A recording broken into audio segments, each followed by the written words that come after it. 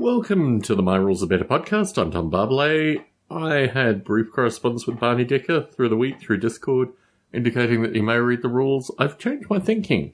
My plan is now to release it electronically as well as in a physical book form, and due to the nature of the fact that my friend who was going to be doing the graphic design for it in the UK is currently dealing with some personal matters, it just doesn't seem appropriate for me to continue to use that trajectory with Ingram Sparks, being the publisher, and I'm returning to Lulu, who hopefully will enable for good cover design and various other things. So my hope is to have those books copyrighted, and which is just a process of submitting them to the Library of Congress, and as the original topic is not going to be covered in this writing, so much the better. So sometime over the next month I'll probably get it submitted to the Library of Congress, and then sometime over the next month or two I will start doing cover designs and other things through Lulu. The anticipation is to have something available by an end of the year time frame, I think. That seems very doable. And I'm returning to my own simulation work as well. Well, I'm always doing my own simulation work, but I'm returning to a certain aspect of my simulation work which is taking a bit more time. The reason I'm recording this podcast is associated with 15mm World War II miniature rules. So for my birthday this year, I bought some Flames of War books. You really aren't allowed. I mean, there's not really that many books left. It's a very curious thing. What has happened to Flames of War in the past 6 to 10 years? Well, I used to own Flames of War books, and I gave them away. I don't know when I gave them away, probably before or during my time in the Bay Area. So I've repurchased a couple of them, and I'm waiting on a general rule book. And I was thinking about this, actually.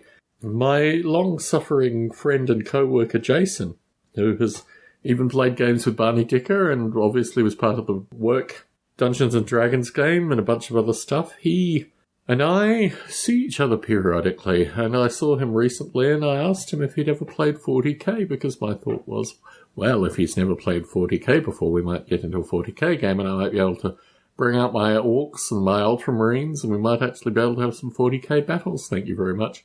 And he said, no, what interests me in 40k is the VR perspective. Apparently there's a new Space Marine or perhaps Terminator armor-based VR game, which is what interests him with regards to 40k currently. Nothing like anything that might interest me, unfortunately.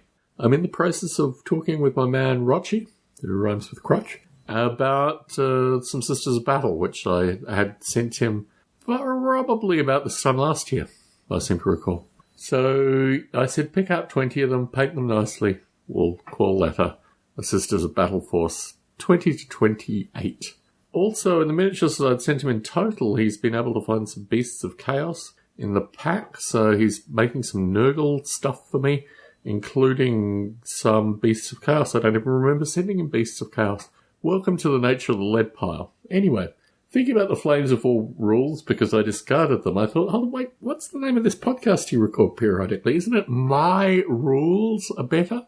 Shouldn't I be thinking about actually writing rules for 15mm? Or actually, I have the Games Workshop rules for 20mm squirreled away somewhere. And why do I even need rules? I know, well, just in my bookshelf I have enough stuff on the Home Guard and the Waffen-SS to make people very suspicious about my partial Jewish origins. Thank you very much. So, my thought was, why do I need the Flames of War core rulebook? Why do I need to buy it on eBay for $12.45, which I've done, when this podcast is called My Rules Are Better? Surely I should have some rules for these kind of miniatures. Well, actually, the aim was slightly different than all of this. The aim was to get to a position where Jason, my long-suffering co-worker, would say, ooh, I'm interested in playing some Second World War rules in 15mm. Said no one ever. So, the irony is, I'm kind of debating to say, Rochi, just let's forget the Sisters Battle. No need. The only thing that saved me in this thought was potentially that my daughters might one day look at these women wearing power armor in some positive light and think, oh, maybe we want to play some Sisters of Battle. And my orcs will come out then, in mass. Thank you very much. So, I'm left pondering, and look, the reason I'm even talking about Flames of War and not 20mm, which is my preferred scale in the smaller scales, thank you very much. Of course, 28mm is my favourite scale in the scales. But the whole reason I'm talking about Flames of War is because I have 3, 4, maybe even Flames of War armies. I can field Germans at any stage of their particular, but nothing associated with Tobruk. Can't do Africa Corps, can't do Desert Rats, thank you very much. Don't have those in the smaller scales. Do I? I don't even think I have them in 28mm.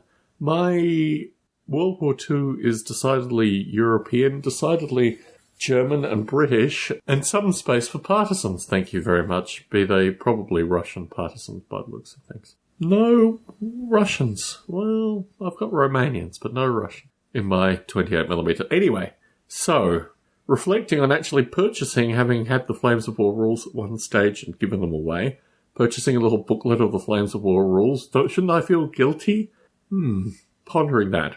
So, let's talk a little bit about the Chechen rules while I'm pontificating in front of an open mic. I spent a bit of time looking at Al-Kitab last night, and really, as I said in my earlier podcast, the whole nature of looking at Chechnya and anything other than pure fantasy and wonder just doesn't cover the depth, and it makes me actually realise quite sadly that what's happened in Chechnya and what would happen with Chechen rules and what happens between the First and Second Chechen Wars and what happens with all the previous incursions is a small number of people are killed. The favourite statistic of mine is 10% of the people are in favour of Russia, 15% of the people are in favour of the rebels, and 75% of the people want to live their lives, thank you very much. That's just the nature of the Chechen conflict. That's the way it was. And the young men that were recruited into the Chechen forces, the rebel Chechen forces, were just idealists that were stupid in their behaviours. And why would one want to memorialise that? Well, I spend a good 3 pages outlining why I wasn't going to write Second World War just plain chaos rules.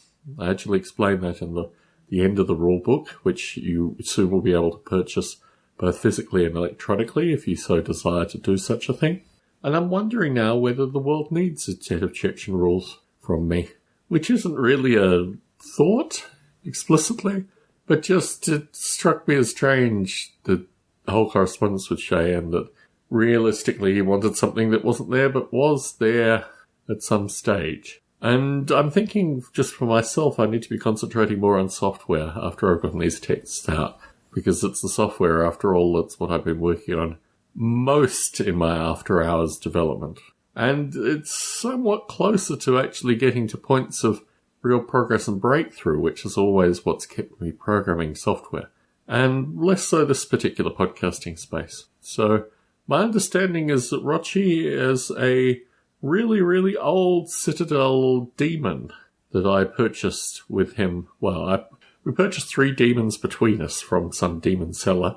I purchased 2 of them, he purchased 1 of them. He's painted up 1 of them for me. He's going to paint up the other one slightly nerdly, thank you very much. Speaking of slightly nerdly, shout-outs to Nurgly, who has helped out through this writing, but unfortunately the nature of his work takes precedence over him, assisting in certain circumstances, but he's assisted well above and beyond, so I'm not even really fussed because of that. So anyway, Rochi, whose name rhymes with crotch, finishing up some Nurgle-related stuff for me, then doing a little bit of Sisters of Battle, then doing a little bit of Greenskins, and I have 1, 2, 3, 4 additional boxes, I think, that I'm sending him. 2 more in the cupboard, maybe 5 additional boxes that I'm sending him of old lead, thank you very much, which I've found in my collection dating back to 2004. And then once that's done, that's done. That's it with the lead pile, which is what I find particularly curious looking at these Flames of War rules for places like Tobruk and Off the Beach. You can't get a Flames of War starter set that has British versus Germans, thank you very much. The best you can get is British versus Italians or Americans versus Germans.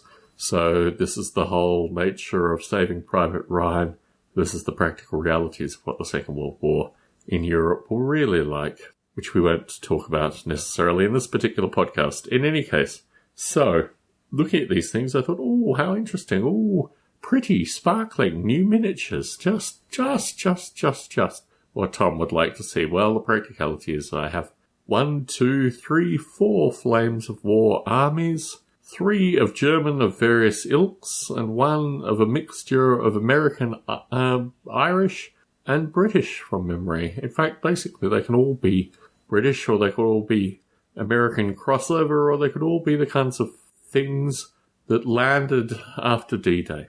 But without a player to play against, it's just a whole lot of stuff in a suitcase. Thank you very much. So, these are my musings on a Thursday evening, provided to you in podcast form once again. Tom Barbalet in Las Vegas, Nevada, signing out.